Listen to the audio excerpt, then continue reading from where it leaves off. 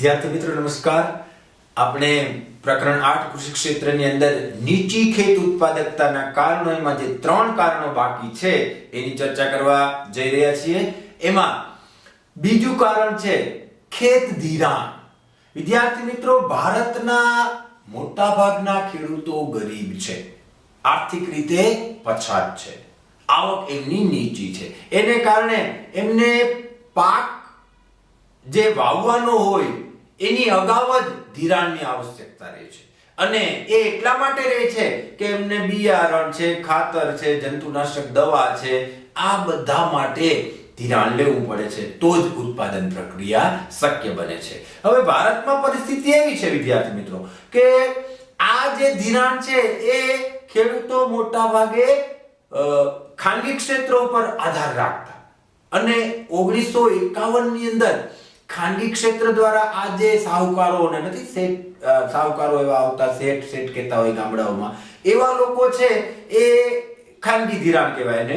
1951 માં 71.6% પ્રમાણ ખાનગી ક્ષેત્રમાંથી ધિરાણ લેવાનું હતું. એટલે કુલ ધિરાણ જે લેતા હતા ખેડૂતો એમાંથી લગભગ 70% ઉપર મોટા ભાગના લ્યો ને ખેડૂતો છે ધિરાણ કોની પાસેથી લેતા? આવા લોકો પાસેથી. હવે આ જે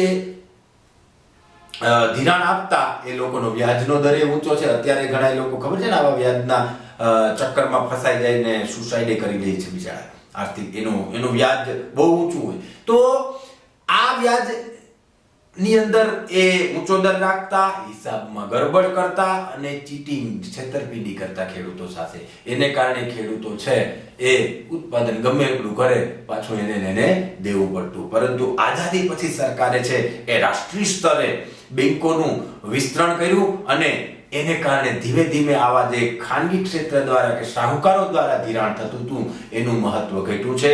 એમ તો 1975 ની અંદર સરકારે ગ્રામીણ અને પ્રાદેશિક બેંકની સ્થાપના કરી. 1982 ની અંદર નાબાર્ડની રચના કરી, national bank four agriculture and rural development, જે પરીક્ષામાં 1 માર્કમાં પૂછાય. અને આ રીતે સંસ્થાકીય ખેત ધિરાણનો વ્યાપ વધે એ પ્રકારના પ્રયત્નો કર્યા છે. અને એના પરિણામ સ્વરૂપે આજે 27% ખાનગી ધિરાણ આપે છે. આ પ્રમાણ ઘટ્યું છે. હવે પહેલા જે હતું 71.6%, એમાંથી કેટલું થયું? 27% ની આસપાસ થઈ ગયું છે. એટલે ટૂંકમાં ખેડૂતોને વધુ પ્રમાણમાં અન્ય વિકલ્પો દ્વારા ધિરાણ પૂરું પાડવામાં આવતું હોવાને કારણે ખર્ચ ઊંચો રહેતો પહેલા, બરાબર. અને ઊંચો ખર્ચ રહેતો એ ખેતીની નીચી ઉત્પાદકતામાં પરિણામે પાકનું ઉત્પાદન થાય તો ખર્ચ એટલો જ હોય તો કઈ પાછળ વધે નહીં. અને એને કારણે ખર્ચ ઊંચો, આવક ઓછી, નફો ઓછો, એટલે સરવાળે ઉત્પાદકતા નીચી જાય છે. હેક્ટર દીઠ ઉત્પાદકતા નીચી જાય, ખેડૂતોની આવક નીચી રહે. તો આ પણ એક મહત્વનું કારણ હતું. ખેત ધિરાણની સગવડો છે પૂરતા પ્રમાણમાં નહોતી. એના પછી ત્રીજું મહત્વનું કારણ આવે છે કૃષિ પેદાશોની વેચાણ વ્યવસ્થા. હવે આપણે બધા વિદ્યાર્થી મિત્રો જાણીએ છીએ કે ભારતની અંદર જે માળખું છે, ઇન્ફ્રાસ્ટ્રક્ચર છે, જે સગવડોનો સમૂહ છે, જરૂરી ખેતી ક્ષેત્રની વસ્તુઓની અવરજવર માટે અને ખેતી સાથે સંલગ્ન ઘણી બધી બાબતો માટે આ જે સમૂહ છે એ સમૂહ પૂરતા પ્રમાણમાં નથી, અથવા તો એની ગુણવત્તા સારી નથી.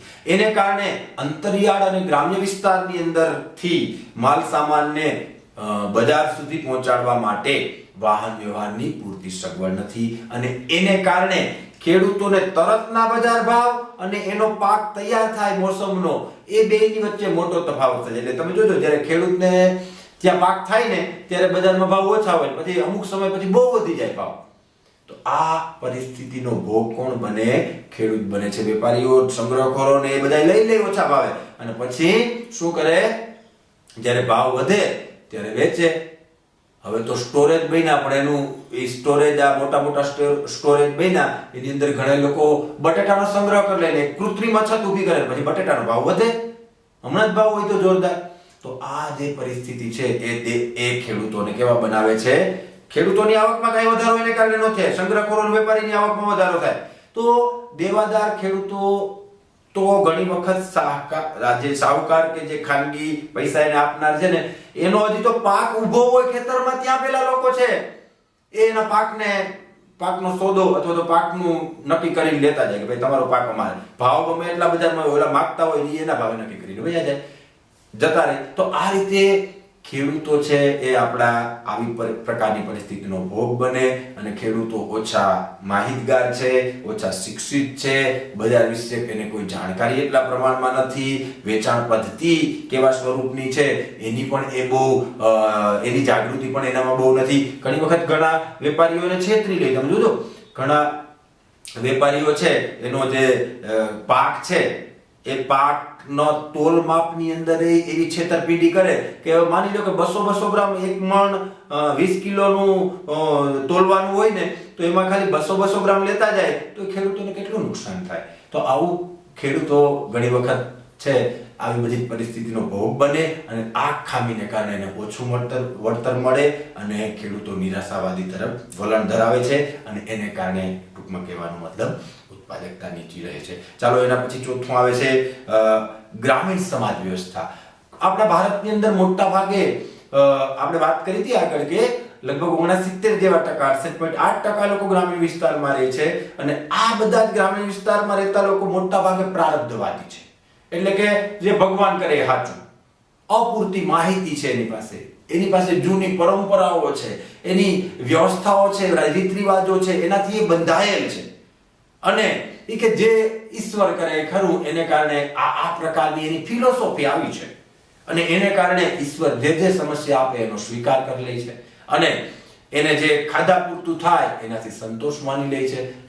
એટલે એને જે પ્રગતિ માટેની એની આશાઓ છે, અભિલાષાઓ છે, પ્રેરણાઓ છે, જેવી કે ખેતીનો વિકાસ કરવો જોઈએ, ખેતીની અંદર વધુ ઉત્પાદન થવું જોઈએ, એની આવક વધવી જોઈએ, આવી બધી જે અભિલાષાઓ, પ્રેરણાઓ એને નથી હોતી. અને આને કારણે ટૂંકમાં ગ્રામ્ય અર્થતંત્રની આ પ્રકારની જીવનની ફિલસૂફીને કારણે, માન્યતાને કારણે એ લોકો ઓછી આવક હોય તો પણ જીવન નિર્વાહ કરી લે છે, અને એને કારણે આપણા દેશની અંદર કૃષિની અંદર હેક્ટર દીઠ ઉત્પાદન ઓછું રહે અને ઉત્પાદકતા નીચી રહે. વિદ્યાર્થી મિત્રો, આ તમે સમજી ગયા છો બધા જ મુદ્દા. પરીક્ષામાં 5 માર્કમાં પૂછાય કે 3 માર્કમાં પૂછાય, તમે લખી નાખશો, અને કોઈ પણ પ્રશ્ન હોય તો મને ચોક્કસ મેં તમને નંબર આપેલા છે એની ઉપર ફોન કરીને પૂછી શકો છો. બરાબર? Thank you. જય હિન્દ. દરેક વિદ્યાર્થી મિત્રોને અમારી YouTube ચેનલ લખન બામરોટિયાને સબસ્ક્રાઇબ કરવા વિનંતી, સાથે બેલ આઇકોન પણ દબાવવા વિનંતી, અને બીજા ગ્રુપમાં વિડીયોને શેર કરવા વિનંતી, જેથી વિડીયો વધુ વિદ્યાર્થીઓ પાસે પહોંચી શકે.